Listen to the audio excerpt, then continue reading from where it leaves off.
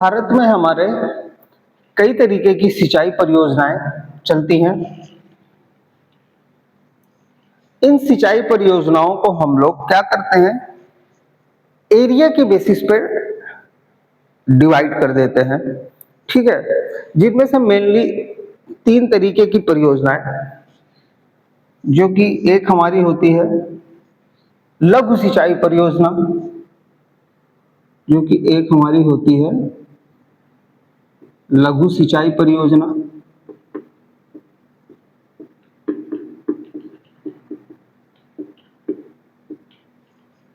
एक होती है हमारी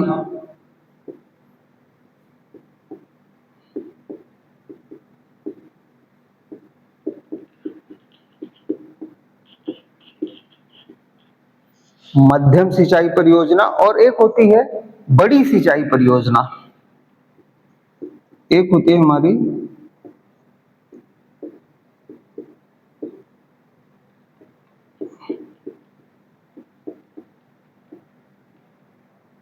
बड़ी सिंचाई परियोजना। तो अगर हमारा सिंचित क्षेत्र 2000 हेक्टेयर से कम होता है, अगर हमारी सिंचित परियोजना 2000 हेक्टेयर से कम होता है, तो उसे हम लोग बोलते हैं लघु सिंचाई परियोजना। अगर हमारी सिंचाई परियोजना 2000 हेक्टेयर से लेकर के 10,000 हेक्टेयर तक होती है, 2000 हेक्टेयर से लेकर के 10,000 हेक्टेयर तक होती है, तो उसे हम लोग बोलते हैं मध्यम सिंचाई परियोजना। और अगर हमारी सिंचाई परियोजना 10,000 हेक्टेयर से ज्यादा एरिया में होती है, तो फिर हम लोग उसे बोलते हैं क्या, बड़ी सिंचाई एरिया। यहां पर हम सीसीए लैंड की बात कर रहे हैं, कल्चरेबल कमांड एरिया। किस एरिया की बात कर रहे हैं, सीसीए एरिया। अब ये तो आप लोग जानते ही हैं कि जीसीए एरिया क्या होता है, सीसीए एरिया क्या होता है। तो उसी एरिया के बेसिस पे हम लोग क्या करते हैं, डिसाइड करते हैं कि हमारी परियोजना किस प्रकार की परियोजना है। वो लघु सिंचाई परियोजना है या मध्यम सिंचाई परियोजना है या फिर बड़ी सिंचाई परियोजना है, उसी के बेसिस पे हम लोग क्या करते हैं, देखते हैं। अब हम आगे आप लोग के साथ डिस्कस करेंगे कि फसलों को पानी देने के कैसे कैसे सिस्टम हम लोग यूज करते हैं, मींस टाइप्स ऑफ इरिगेशन। अब हम बात करने वाले हैं आप लोग के साथ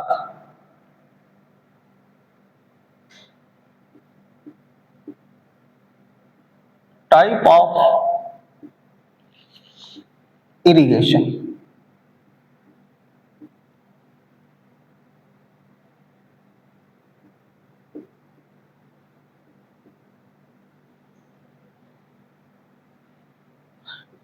टाइप ऑफ इरिगेशन के अंदर हम लोग देखेंगे कि किस प्रकार डिफरेंट टाइप्स के सिस्टम हम लोग यूज करते हैं, जिसमें से हम लोग सबसे पहले आप लोग के साथ डिस्कस करना चाहेंगे फ्लो इरिगेशन।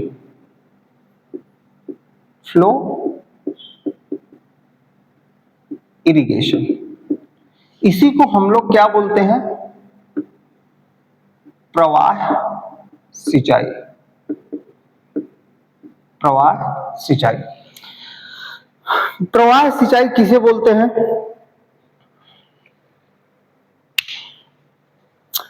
जब हम अपने खेत के किसी एक कोने से क्या करते हैं, पानी को छोड़ देते हैं और वो ग्रेविटी के कारण क्या होता है, पानी फ्लो होता रहता है। जैसे नदी और बांधों से खेतों तक पानी हम लोग कैसे पहुंचाते हैं, नहर के थ्रू। ग्रेविटी के कारण जिस तरफ ढाल होता है उसी तरफ हमारा पानी क्या हो जाता है, फ्लो करता हुआ बहता जाता है। यहां पर किसी भी प्रकार की कोई भी मशीनरी यूज नहीं करते हैं। तो इसमें क्या करते हैं, ग्रेविटी के कारण, गुरुत्वाकर्षण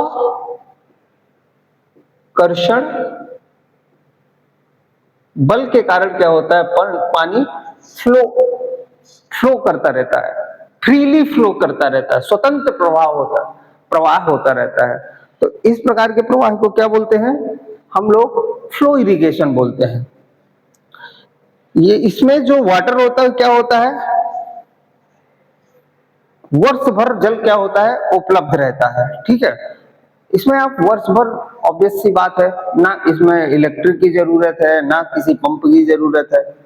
आपके पास क्या होना चाहिए, वाटर सोर्स अवेलेबल होना चाहिए, और पूरा साल आप आराम से क्या कर सकते हैं, सिंचाई कर सकते हैं। तो इस सिंचाई से क्या क्या लाभ होते हैं?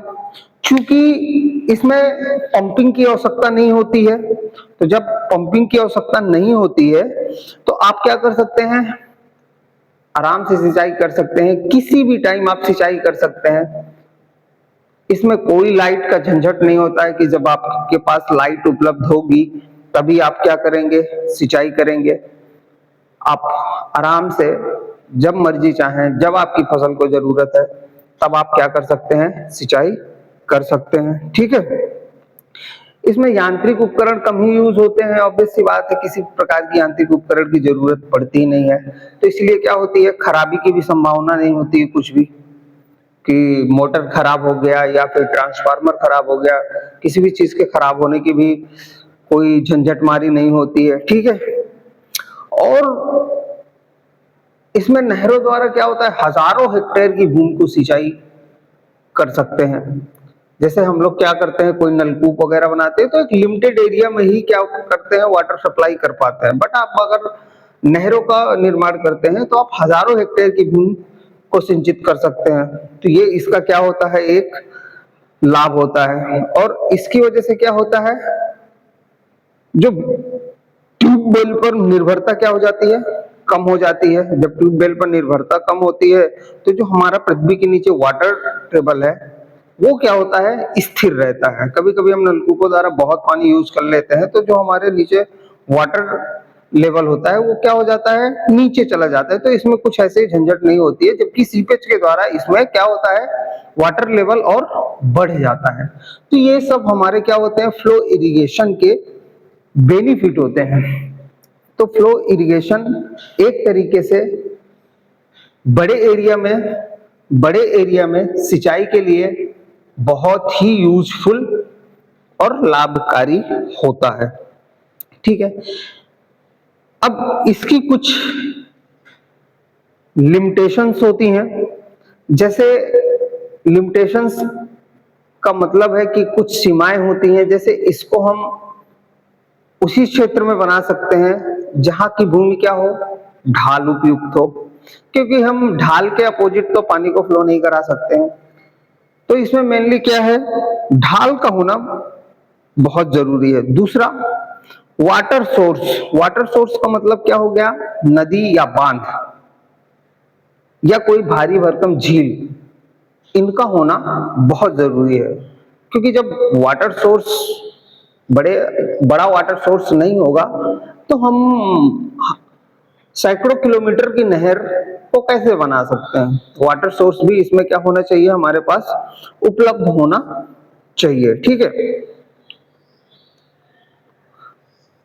तीसरी मेजर जो प्रॉब्लम्स होती है इसमें वो होती है रिसाव की। क्योंकि अगर हम पक्की नहरों का निर्माण नहीं करेंगे तो बहुत सारा वाटर सीपेज के थ्रू क्या हो जाता है, नीचे चला जाता है, जो कि क्या होता है, एक तरीके से वेस्ट हो जाता है, वो हमारी फसलों को नहीं मिल पाता है।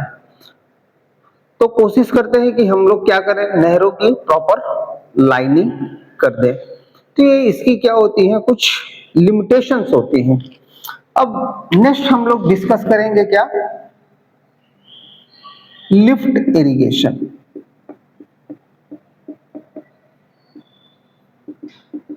लिफ्ट इरिगेशन से मतलब यह है कि इसमें हम भूजल को, इसको हम लोग बोलते हैं लिफ्ट सिंचाई। इसमें हम लोग किसका यूज कर रहे थे, सरफेस वाटर का। जो पानी हमारे क्या होता है, सरफेस पर उपलब्ध होता है। और इसमें हम लोग मेनली किसका यूज करेंगे, ग्राउंड वाटर का। मींस जो वाटर हमारे पृथ्वी के नीचे मौजूद होता है, पृथ्वी के नीचे मौजूद होता है, या फिर हम कह सकते हैं कि जो तालाबों में इकट्ठा होता है पानी। ऑब्वियस सी बात है कि जो तालाब होंगे वो हमारे लैंड सरफेस के नीचे बनाए जाएंगे। अब वहां से अगर पानी हमको क्या करना है, लिफ्ट करना है, तो इसमें पानी को लिफ्ट करने के लिए हमको किसकी जरूरत पड़ेगी? या तो हमारे पास क्या हो, मोटर हो और पंप। यहां पर किसी भी प्रकार का मोटर या पंप का यूज नहीं किया गया था क्योंकि इसमें ग्रेविटेशनल फ्लो हो रहा था। बट यहां पर हमको किसकी जरूरत पड़ेगी?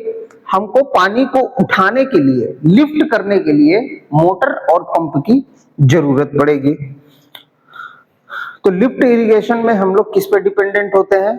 मोटर और पंप पर डिपेंडेंट होते हैं। तो इसमें मोस्टली हम लोग क्या यूज करते हैं? ये तो ट्यूबवेल और समरसेबल का यूज करते हैं। किसका यूज करते हैं हम लोग?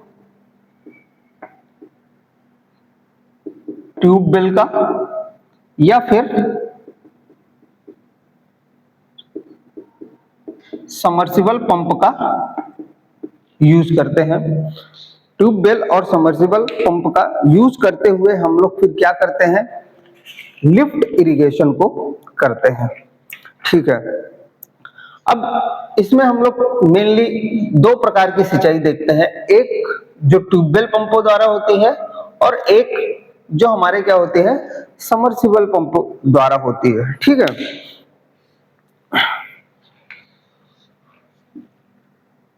एक होती है हमारी ट्यूबवेल सिंचाई,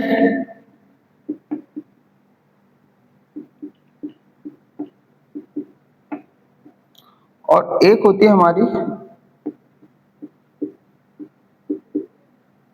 समर्सिबल पंप सिंचाई।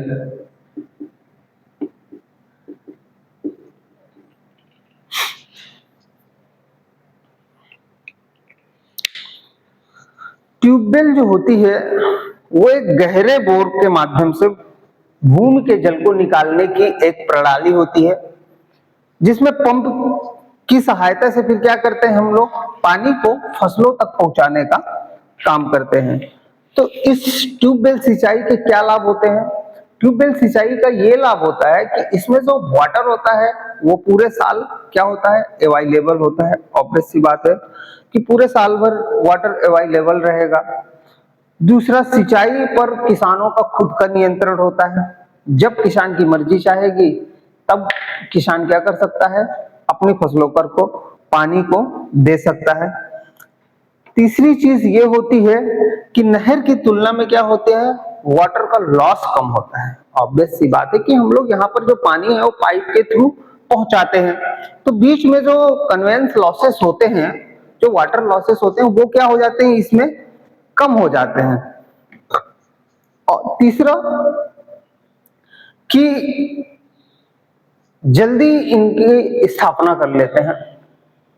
मशीन बुलाया, बोरिंग कराया, मशीन फिट किया, पंप फिट किया, और हमारा क्या हो जाता है, सिस्टम चालू हो जाता है। बट नहरों के निर्माण में बहुत टाइम लगता है। पहले तो हमें बांध बनाना पड़ता है, फिर नहर को बनाना पड़ता है, फिर नहरों से पानी को वहां तक खेतों तक लाने के लिए मशक्कत करनी पड़ती है। तो ये उनकी तुलना में क्या होता है, जल्दी बन जाता है और लागत भी क्या आती है, कम आती है। बट इनसे कुछ हानियां हैं। हानियां क्या है कि एक तो जो हमारा मेन प्रॉब्लम होता है वो होता है भूजल स्तर की। ऑब्वियस सी बात है, अगर आपने जरूरत से ज्यादा भूमि के अंदर से पानी निकाल रखा है तो क्या होगा, भूमिगत जो जल है वो क्या होने लगेगा, कम हो जाएगा। और जब भूमिगत जल कम होगा तो जो आसपास के जो सोर्सेस हैं, घरों के नल वगैरह, वो सब क्या होने लगेंगे, बंद होने लगेंगे। तो मेनली ये एक क्या होता है, लॉस होता है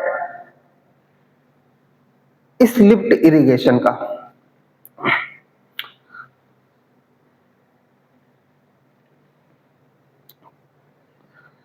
ट्यूबवेल सिंचाई में जो पंप होता है वो जल स्तर के क्या होता है, ऊपर स्थापित किया जाता है। जल स्तर के क्या होता है, ऊपर स्थापित किया जाता है। उसमें जो सक्शन पाइप होता है उसको हम लोग क्या कर देते हैं, भूमि के अंदर डाल देते हैं और अपने पंप को क्या करते हैं, बाहर रखते हैं।